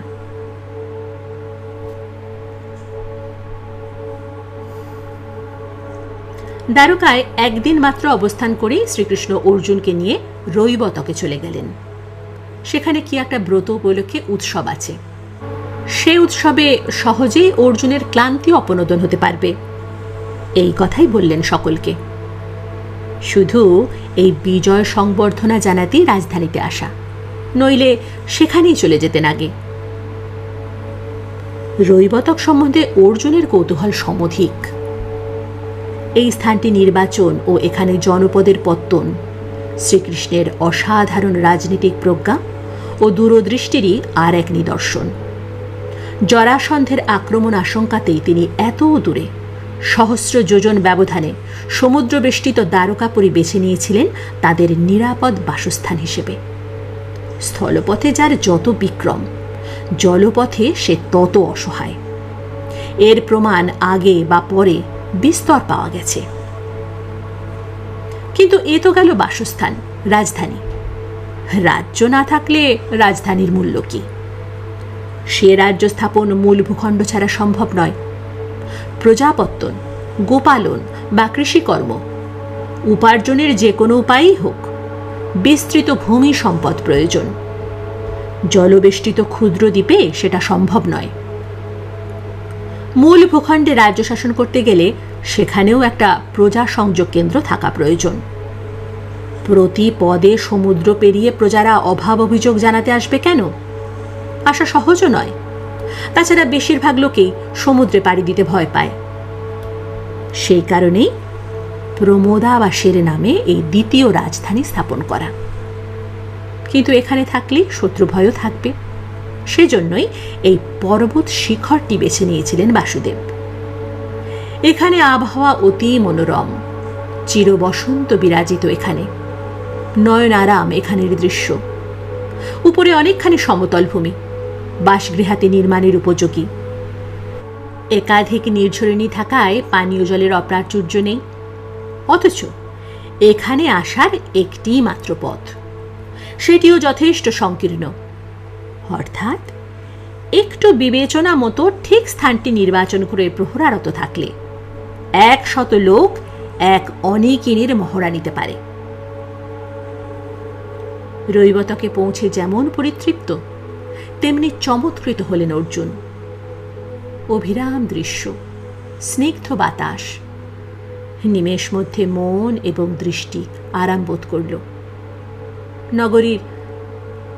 নগরী না বলে গণ্ডগ্রাম বলাই হয়তো উচিত। নির্মাণ কৌশলও বড় সুন্দর। কোথাও এই দৃশ্যের সঙ্গে অসামঞ্জস্যপূর্ণ চক্ষুর পীড়াদায়ক বৃহৎ হরমাদি নির্মাণের চেষ্টা করা হয়নি। অট্টালিকার পাশে পর্ণকুটির, ধনী দরিদ্র উচ্চ নিচের বাসস্থান চিহ্নিত করে, কোনো ভেদ ঘোষণা করেনি। ক্ষুদ্র ক্ষুদ্র কুটির, তৎসংলগ্ন বিস্তৃত পুষ্পোদ্যান, প্রতি চতুষ্পথে একটি করে মন্দির। তবে বিস্ময় সে কারণে শুধু নয়, বাসুদেব পূর্বাহ্নে জানিয়েছিলেন কি একটা পূজা উপলক্ষ করে 3 দিন ব্যাপী উৎসব হবে। সেই কারণেই যাদব প্রধানরা দ্বারকা ত্যাগ করে রৈবতক যাচ্ছেন। আরও বলেছেন পূজাটা উপলক্ষ মাত্র, লক্ষ্য উৎসব। অন্ধক ও বৃষ্ণিবংশীয়েরা উৎসবের জন্য পঞ্জিকা খুঁজে পূজার তিথি বার করেন, কিন্তু সে উৎসব যে এই বস্তু অর্জুন তা কল্পনাও করতে পারেননি। তাঁর বাল্য কৈশোর অবিরাম ভ্রমণে কেটেছে।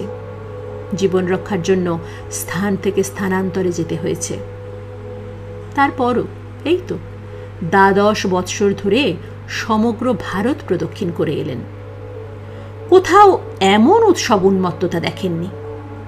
এখানে সকলেই তরুণী প্রবীণ নির্বিশেষে যুগলবদ্ধ হয়ে পথে বেরিয়ে পড়েছেন। সঙ্গে নারী, হয়তো অনেক স্ত্রীর একজন, কেউ হয়তো পরস্ত্রী বা 12 নারীও নিয়েছেন সঙ্গে। সকলেরই দৃষ্টি সুরা অথবা সিদ্ধিতে আরক্ত, ঢুলুঢুলু করছে। প্রত্যেকেই যথেষ্ট পুষ্পাভরণ ধারণ করেছেন, সমস্ত ঊর্ধ্বাঙ্গ চন্দন পরিলিপ্ত। বেশভূষার পারিপাট্যেও প্রভাতে যথেষ্ট ছিল, এখন এই দ্বীপ্রহরের মধ্যভাগে কিঞ্চিৎ শিথিল। কারো উত্তরীয় স্খলিত, কারো বা অঞ্চল ভুলুণ্ঠিত। কোথাও নৃত্যগীত নাটকাদি অভিনীত হচ্ছে। অনেকে সেখানে ভিড় করে দাঁড়িয়ে নানা রূপ মন্তব্য করছেন অথবা সাধুবাদ দিচ্ছেন। কেউ বা নিজেরাই নৃত্যগীত সহকারে ভ্রমণ করছেন। কোথাও বা পাশা ইত্যাদি জুয়া খেলার আসর বসেছে, সেগুলো কেন্দ্র করে বহু জনসমাগম। তবে পথে পথে গান গেয়ে ঘুরে বেড়ানোর দলই বেশি। স্বয়ং আর্য বলদেব রেবতীকে নিয়ে মদিরামত্ত অবস্থায় ঘুরে বেড়াচ্ছেন। এছাড়া শাম্ব, প্রদ্যুম্ন, অক্রূর, সারণ, সাত্যকী, হার্দিক্য প্রভৃতি গোষ্ঠী প্রধান বা রাজকুমাররাও একাধিক বনিতা নিয়ে পথে বেরিয়ে পড়েছেন। সকলেই আমোদ প্রমোদের নব নব পন্থা আবিষ্কারে উপায় উদ্ভাবনে ব্যস্ত। অর্জুন বাসুদেবের সঙ্গে দর্শক হিসেবেই অনেকক্ষণ পথে পথে ঘুরে বেড়ালেন। বাসুদেব এই ধরনের মত্ততা পছন্দ করেন না, সে কথা এরাও জানেন। তাই ওকে দেখে ক্ষণিকের জন্য সংকোচ বোধ করছে সবাই। এমনকি বলদেবও চোখাচোখি হলে লজ্জিত হয়ে পড়ছেন। বাসুদেব ইচ্ছা করেই একটা বিশেষ দিকে নিয়ে যাচ্ছিলেন কিনা কে জানে। সহসা এক সময় ওরা নগরের মধ্যভাগে বড় মন্দিরটির সামনে এসে পড়লেন। এই মন্দিরটি এ উৎসব সমারোহের কেন্দ্রবিন্দু। 3 দিন ধরে এখানেই পূজা দেবার কথা। অবশ্য ওরা যখন পৌঁছলেন তখন আর বিশেষ ভিড় নেই। অল্প 2-4 জন পূজা দিতে এসেছেন বা পূজা শেষ করে চলে যাচ্ছেন, স্ত্রীলোকই বেশিরভাগ। দৈব অথবা বাসুদেবের যোগাযোগ। এই পূজার্থিনীদের মধ্যে একটি কিশোরী কন্যাকে দেখে কখন অর্জুনের গতি বন্ধ হয়ে গেছে, স্থির নিশ্চল বাহ্যজ্ঞান শূন্য হয়ে পড়েছেন, তা তিনি বুঝতেও পারেননি। এমনকি এভাবে অনাত্মীয় কোনো নারীর দিকে পলক শূন্য নেত্রে চেয়ে থাকা যে শিষ্টাচার বিরুদ্ধ, সেই জ্ঞানও ছিল না। নিজের আচরণ, পরিবেশ, সঙ্গী কিছু সম্বন্ধেই যে অবহিত নয়, তার ভব্যতাবোধ থাকবেই বাকি করে। অর্জুনের কোনো বিষয়েই আর কোনো সচেতনতা ছিল না। অল্প বয়সী কুমারী কন্যা, সম্ভ্রান্ত বংশীয়া নিশ্চয়ই, কারণ সঙ্গে অনেকগুলি দাসী বা সহচরী রয়েছে। পূজার উপকরণাদি বহন করে এনেছে তারা। সুন্দরী অনেক দেখেছেন বইকি, দ্রৌপদীর তো কথাই নেই। সাম্প্রতিককালেও কয়েকটি সুন্দরী তরুণীকে দেখলেন। চিত্রাঙ্গদা অনিন্দ সুন্দরী না হলেও তার অন্য আকর্ষণ আছে। সে আকর্ষণ বীর হৃদয়ের চিত্তে কম তরঙ্গের সৃষ্টি করে না। কিন্তু এই লোকললাম্ভুতা বিশাল তাম্রনয়না মেয়েটির শান্ত স্মৃতে যে মাধুর্য, শ্রদ্ধা তদ্গত ভঙ্গিতে, লজ্জা স্পর্শ বিনত দৃষ্টিতে, গতির কোমল ছন্দে, দেহের যৌবনোচ্ছ্বাসে, যে অত্যাশ্চর্য ঐন্দ্রজালিক মায়া তা অভিভূত করে, মোহগ্রস্ত করে। এ রূপ আর কোনো মেয়ের মধ্যে দেখেননি তাবৎ। তাছাড়াও বলিষ্ঠ পুরুষের চিত্ত চায় আশ্বাস ও প্রশ্রয়ের সূর্যতাপে একটি কোমল লতা প্রাণকে সংসারের ঝড় ঝঞ্ঝা থেকে রক্ষা করতে। দ্রৌপদী ও চিত্রাঙ্গদার মতো কন্যাতে সে স্বাদ মেটে না, সুভদ্রাতে মেটে। ফাল্গুনীর এই প্রস্তরীভূত প্রায় অবস্থা, নিমেষহীন দৃষ্টি, উন্মুক্ত ওষ্ঠে আবদ্ধ নিঃশ্বাস বাসুদেবের চোখের আয়নি। হয়তো এ তিনি জানতেন, আশাই করেছিলেন।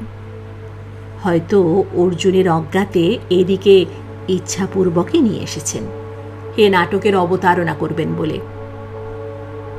কিছুক্ষণ প্রিয় বন্ধুর দুর্দশাটা উপভোগ করে মৃদু কৌতুকের হাসি হেসে বললেন, হে কি অরণ্যচারী ব্রহ্মচারীর মন এত সামান্য কারণে উতলা কেন?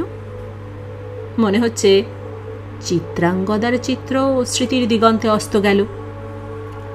আমার তো দুর্নাম চিরকালের, কিন্তু দৃঢ়চেতা ফাল্গুনীও যে দেখি ক্ষণে ক্ষণে চিত্ত হারিয়ে ফেলেন। অর্জুন এবার লজ্জিত হলেন, আত্মসচেতনও হলেন কতকটা, কিন্তু প্রকৃতিস্থ হতে পারলেন না তখনই। বিহ্বল লজ্জাজড়িত কণ্ঠেই প্রশ্ন করলেন, এ মেয়েটিকে? সুভদ্রা, আমার পিতা বসুদেবের কন্যা, সারণের সহোদরা। ততক্ষণে সুভদ্রা মন্দিরে প্রবেশ করেছেন। ইন্দ্রজালের প্রভাব দৃষ্টির অন্তরাল হওয়াতে অনেকটা কমে গেছে। অর্জুনও পরিবেশ সচেতন হয়ে উঠেছেন। সেই মণিপুরের মতোই তিনি যে অনেকের কৌতূহল ও কৌতুকের পাত্র হয়ে উঠেছেন তা বুঝে বিষম লজ্জিত হয়ে পড়েছেন। ছি ছি, বাসুদেব কি মনে করলেন? কত দুর্বল ভাবলেন আমাকে, কি অভব্যই ভাবলেন বা। সে কথা মনে করে আর মাথা তুলতে পারছেন না। ততক্ষণে অবশ্য দুজনেই চলতে শুরু করেছেন। মন্দিরের পাশ দিয়েই যাওয়া, তবু লজ্জাতেই, ইচ্ছা থাকা সত্ত্বেও সেদিকে আর তাকাতেও পারলেন না। কিন্তু যতই লজ্জা পান না কেন, মনের মধ্যে উদ্বেলিত উচ্ছ্বাস গোপন করাও সম্ভব হল না বেশিক্ষণ। একটা দীর্ঘ নিঃশ্বাস ফেলে বললেন, অপূর্ব। সত্যই বলছি, এমন আর কখনো দেখিনি। এ স্বতন্ত্র, একক। শ্রীকৃষ্ণ খুব সহজভাবে উত্তর দিলেন, হ্যাঁ, আমার এই ভগ্নীটির রূপের বিশিষ্টতা আছে, তা অবশ্য স্বীকার্য। রূপ ছাড়াও গুণেরও তুলনা নাই বোধ করি। এত মধুভাষিনী মিষ্ট চরিত্রের মেয়ে কমই দেখা যায়। এত সেবাপরায়ণা, এত স্নেহশীলা, কোমল প্রাণা। হে তোমার কৃষ্ণার বিপরীত। কৃষ্ণা কেন, তোমার কোনো চিত্তপ্রিয়ার সঙ্গেই এর মিল নেই। কৃষ্ণা মহিষী, গৃহিণী, নব নব কীর্তিতে কর্মে উদ্বুদ্ধ করবেন। সুভদ্রা শ্রান্তি অপনোদন করবেন, শান্তি আনবেন প্রাণে। আমার পিতারও সর্বাধিক প্রিয় এই সন্তান, তার নয়নের মণি। তা দেখো, বলো তো তাকে জানাই। অর্জুন মস্তক আরও নত করে প্রায় অর্ধস্ফুট কণ্ঠে বললেন, ওর স্বয়ংবরের কি কোনো আয়োজন হচ্ছে? তেমন কোনো অভিপ্রায়? শ্রীকৃষ্ণ বললেন, সুভদ্রা যদি সত্যই তোমার মন আকৃষ্ট করে থাকেন তো কথা শেষ হবার পূর্বেই অর্জুন বলে ফেললেন, হ্যাঁ, মনে হচ্ছে এ কন্যাকে না পেলে জীবন ধারণের কোনো অর্থই নেই। মনে হচ্ছে এর জন্যই এত কাল অপেক্ষা করেছি। ইনি আমার তৃষ্ণার শান্তি, জীবনের পূর্ণতা। ধীরে বন্ধু, ধীরে। এমন আরো কতবার মনে হবে? তুমি যথার্থ বীর, আবেগ সর্বস্ব। সে কথা যাক। বলছি, যদি সত্যই এমন দুর্বল হয়ে থাকো, স্বয়ম্বরের ঝুঁকি নিতে যেও না। কেন? ঝুঁকি বলছেন কেন? হাসলেন বাসুদেব, তার নিজস্ব সেই হাসি। বললেন, তোমার নিজের ওপর এত বিশ্বাস? বন্ধু, মেয়েদের মন এক আশ্চর্য বস্তু। দেবতারাও তার তল পান না, তুমি তো কোন ছাড়। স্বয়ম্বর মানেই তো কন্যাটির অভিরুচির ওপর নির্ভর করা।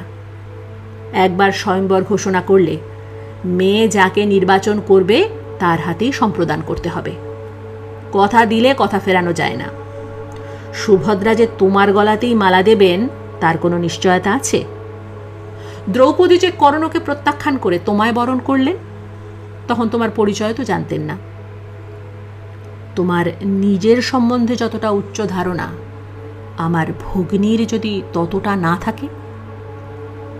মেয়েরা হৃদয়ের আজ্ঞায় চলে, বিচার বিবেচনার ধার ধারে না। পুরুষকে পছন্দ করার সময় সবাই যে তার শৌর্য কি কুলশীল কি পাণ্ডিত্যের কথা চিন্তা করবে, এমন কোনো নিয়ম নেই। এক একজনের তো এক এক রকমের মতিবুদ্ধি। একেবারে অপাত্রে প্রণয় দিয়েছে, এমন ইতিহাসও তো বিরল নয়। যদি একে না পেলে তোমার কষ্ট হবে ভাবো, তাহলে স্বয়ম্বরের জালে পা বাড়িও না। তবে অর্জুন বুঝতে পারেন না কথাটা। তাহলে কি এমনি, মানে আপনার পিতাকে বললে? না, তিনিও যে স্বেচ্ছায় সানন্দে প্রবলা সপত্নীর ঘরে প্রিয় কন্যাটিকে দান করবেন তারও কোনো স্থিরতা নেই। বিশেষ এ পাত্র যতই হোক রাজা নয়, রাজভ্রাতা। তবে আবারও সেই বিমূঢ় প্রশ্ন। তোমার প্রয়োজন তুমি গ্রহণ করবে, অত চিন্তার কি আছে? তুমি ক্ষত্রিয় বীর, মাটির মতো স্ত্রীলোকও বীরভোগ্যা। ইচ্ছা প্রবল হয়ে থাকে, নিয়ে চলে যাও, হরণ করো। আপনার ভঙ্গিকে হরণ করে নিয়ে যাব? দোষ কি? বিবাহার্থে বলপূর্বক কন্যা হরণ ক্ষত্রিয়ের পক্ষে অবিধি কি অন্যায় নয়? কিন্তু লোভ ও বিবেকের মধ্যে দোলাচল চিত্ত অর্জুন বলেন, তারপরও যদি আমাকে পছন্দ না করেন সুভদ্রা? বাসুদেব বললেন, মূর্খ। স্ত্রীলোকেরা যে গায়ের জোরের ওপরেই বেশি জোর দেয়, পছন্দ করে, সেটা এতকালেও বোঝনি? যাও, কালই উত্তম অবসর। এ পূজা ও উৎসবের শেষ দিন কাল। এই সময় সুভদ্রা আসেন, তার কারণ এ সময় ভিড় থাকে না, এদিকে বড় কেউ আসে না, বাধা দেবার কোনো সম্ভাবনা থাকবে না। আর যাদব প্রধানদের কাছে এ সংবাদ পৌঁছে তারা প্রস্তুত হতে হতে তোমরা বহু দূরে চলে যেতে পারবে। অর্জুন অবনত হয়ে বন্ধুকে নমস্কার জানালেন, কৃতজ্ঞতা ও কৃতার্থতার পরিচয় স্বরূপ। এটাও যে দৈবের যোগাযোগ নয়, বাসুদেবের ইচ্ছাতেই এই সংঘটন। অর্জুন সেটা জানতে পারলেন অনেক পরে। শ্রীকৃষ্ণ ঠিকই বলেছিলেন, এই অপহরণের সংবাদ ভীত ও সন্ত্রস্ত সহচরীর দল এবং মন্দিরের পূজারী যখন গোষ্ঠী প্রধানদের খুঁজে বার করে জানালেন, জানানো সহজ হয়নি। 3 দিন ব্যাপী সুরাপানের প্রভাব থেকে মুক্ত করে অবস্থাটা হৃদয়ঙ্গম করাতে যথেষ্ট সময় লাগল। তখন অর্জুনের রথ বহু দূর পৌঁছে গেছে। রৈবতক থেকে নেমে সমতলে পৌঁছেও বেশ খানিকটা চলে গেছেন তিনি। পূর্বদিন রাত্রে বাসুদেবী সব নির্দেশ দিয়েছিলেন, কোথায় রথ নিয়ে দাঁড়াতে হবে, কোন পথ দিয়ে ঘুরে গেলে বিশেষ কারোর চোখে পড়বে না ইত্যাদি। সুভদ্রা পূজা শেষ করে অন্যমনস্কভাবে মন্দির থেকে নিষ্ক্রান্ত হবেন। দেবা আরাধনার তন্ময়তায় তখনও কিছুটা আচ্ছন্ন থাকবেন তিনি, সেই অবসর। অর্জুনকে বেশি বলতে হয়নি, সামান্য আভাস দিতেই সমস্ত চিত্রটা কল্পনা করে নিতে পেরেছিলেন। খুব একটা বল প্রয়োগেরও প্রয়োজন হয়নি।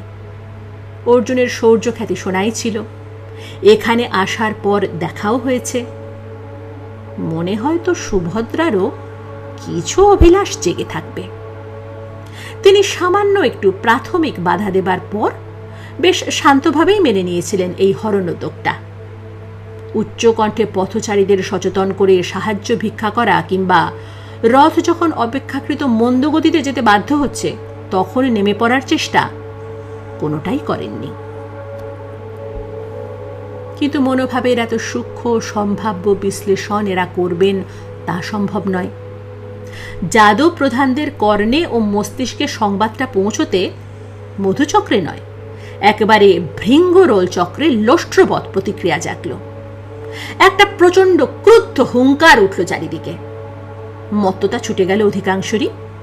সকলেই অর্জুন ও তার বংশ সম্বন্ধে কটু বাক্যে মুখর হয়ে উঠলেন। যাদবদের অপমান করেছেন, আতিথ্যের অমর্যাদা করেছেন ফাল্গুনী, সকল প্রকার শিষ্টাচারের নিয়ম লঙ্ঘন করেছেন। কেউ বললেন এটা দুঃসহ স্পর্ধা, কঠিন শাস্তি দেওয়া প্রয়োজন, যাতে সুদূর ভবিষ্যতেও এমন দুষ্কার্য দুর্বৃত্ত জনচিত আচরণ করতে কেউ সাহস না করে। বলদেব বললেন, চলো এখনই রওনা হওয়া যাক, পাণ্ডবদের সকলকে বধ করে ওদের ওই নূতন রাজধানীটা ভেঙে গুড়িয়ে দিয়ে আসি। সাত্যকী, শাম্ব, সারণ প্রভৃতি মহাবীরগণও যথেষ্ট আস্ফালন ও স্পর্ধা প্রকাশ করতে লাগলেন। বললেন, মৃত্যু ঘনিয়ে এলেই মূর্খদের এই রকম দুঃসাহস দেখা দেয়। মূঢ় জানে না যে কাদের কাছে এই ধৃষ্টতা প্রকাশ করতে এসেছে। সকলেই উত্তপ্ত, ক্রোধোন্মত্ত। সুশৃঙ্খলভাবে রণসজ্জা করা দুষ্কর। তবু দেখতে দেখতে সহস্রাধিক যোদ্ধা, অশ্ব, রথ, অস্ত্রবাহী অশ্বতর প্রভৃতি প্রস্তুত হল, প্রায় প্রহরকালের মধ্যেই। বাসুদেবের কাছে এ সব সংবাদই পৌঁছচ্ছিল। যাতে দণ্ডে দণ্ডে নিয়মিতভাবে পৌঁছয় সে ব্যবস্থা তিনিই করে রেখেছিলেন। কিন্তু তিনি বিচলিত হননি, অথবা ক্রুদ্ধ আত্মীয়দের শান্ত করার চেষ্টা করেননি। বরং তার অভ্যাস মতো আত্মবিশ্লেষণে নিমগ্ন হয়ে পড়েছিলেন। এ কাজ কেন করলেন, এই প্রশ্নটাই তার অন্তর্সত্ত্বাকে পীড়া দিচ্ছে। উত্তর একটা তো প্রস্তুতি আছে, আপাত কারণ স্পষ্ট, প্রত্যক্ষ। পাঞ্চাল, নাগরাজ্য, মণিপুর, মদ্র প্রভৃতি দেশ বিবাহ ও অন্যান্য আত্মীয়তা সূত্রে পাণ্ডবদের সঙ্গে বন্ধু।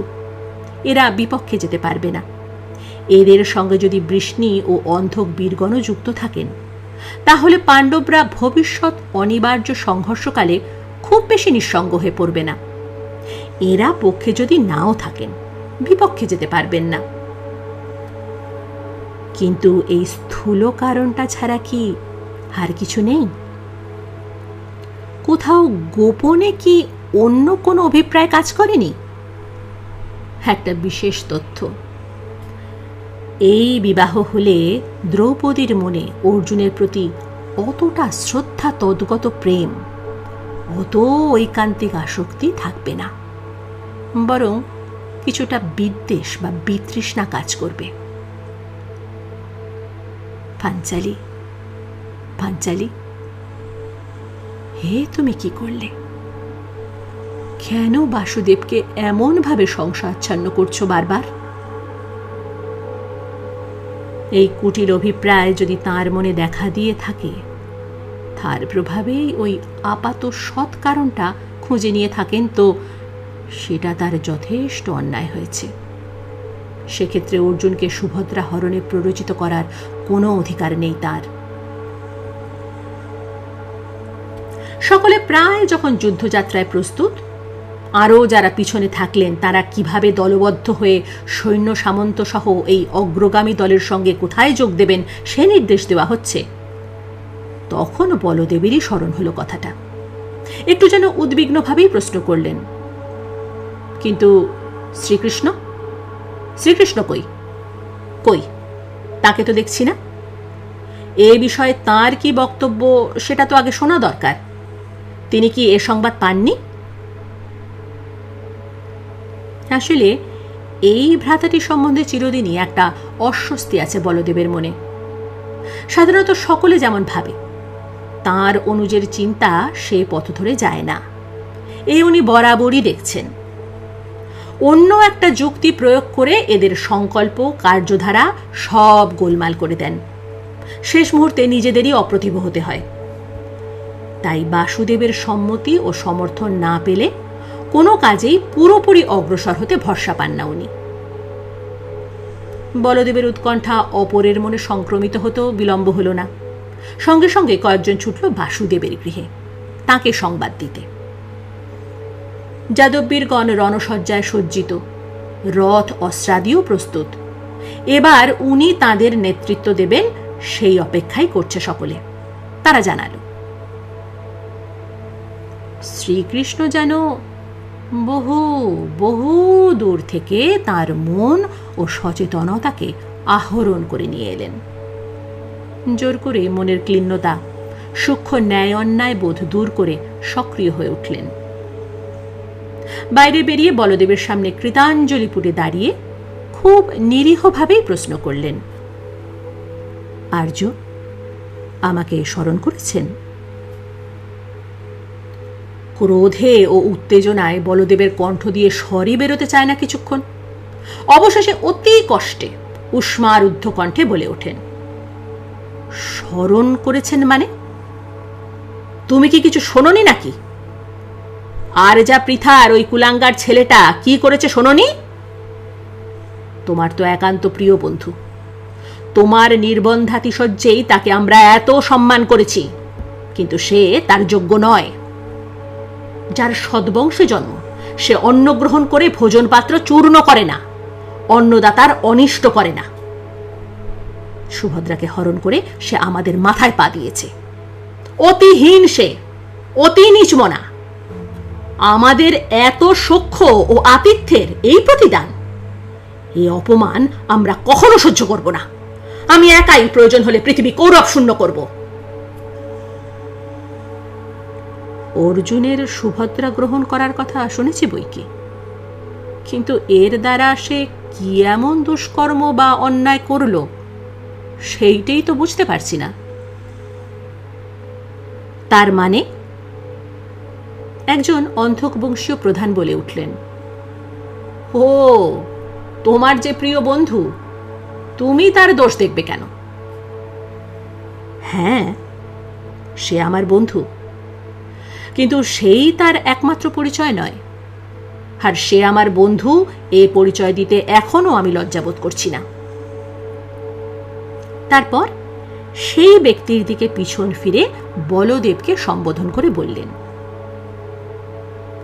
অর্জুন যে পাত্র হিসেবে খুবই যোগ্য, তাতে আশা করি আপনিও দ্বিমত হবেন না।